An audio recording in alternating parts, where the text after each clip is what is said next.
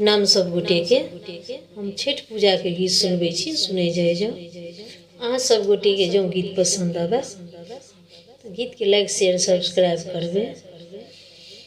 कथी के नैया हो दीनानाथ, कथी करुआर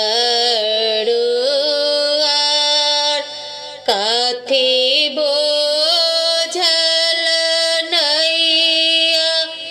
हो दीनानाथ, नैया भासल जाय सोने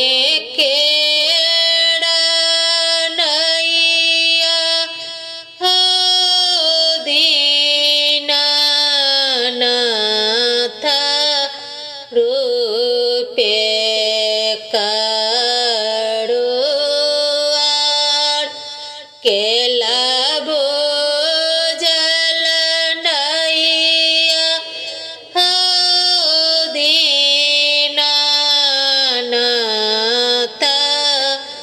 नैया भासल जाय केला बोझल नैया हो दीनानाथ, नैया भासल जाय दूध लाबा गेलियै हो दीनानाथ,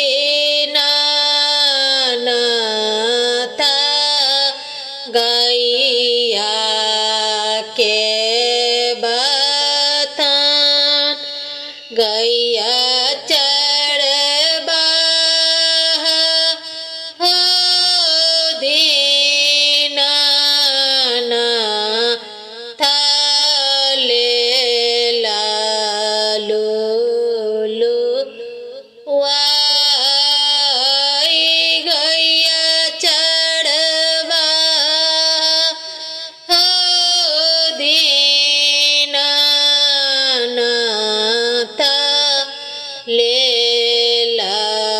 लूलू वाई हटले राही बगले गाय बाजिन मोरा गैया हे तै बाज हटले राही बगले गाय बाजिन मोरा गैया हे तै बाज कौने बागुनमा हो दीनानाथ, पड़ल ए बाजिन नाम कौने बागुनमा हो दीनानाथ, पड़ल बाजिन नाम दूध मेलाती मारल गे बाजिन ताए बाजिन पड़ल नाम दूध मेलाती मारल गे बाजिन ताए बाजिन पड़ल नाम, कथी के नैया हो दीनानाथ,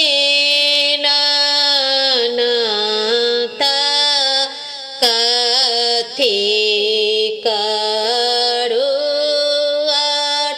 कथी बोझल नैया दीनानाथ नैया भासल जाय सोने के नैया हो दीनानाथ रूपे करुआर नारियल बोझल नैया हो दीनानाथ नैया भासल जाय गोबर काढ़ गेलियै हो दीनानाथ गैया के बथान गोबर काढ़ गेलियै हो दीनानाथ गैया के बथान गैया चरबा हो दीनानाथ लेला लूलूकार हटले रही हटले गे बाजिन मोरा गैया हे तैबाज हटले रही हटले गे बाजिन मोरा गैया हे तैबाज कौने अवगुणमा हो दीनानाथ पड़लै बाजिन नाम कौने अवगुणमा हो दीनानाथ पड़लै बाजिन नाम खोइछा में बैगन तोड़ले गे बाजिन तै बाजिन पड़लै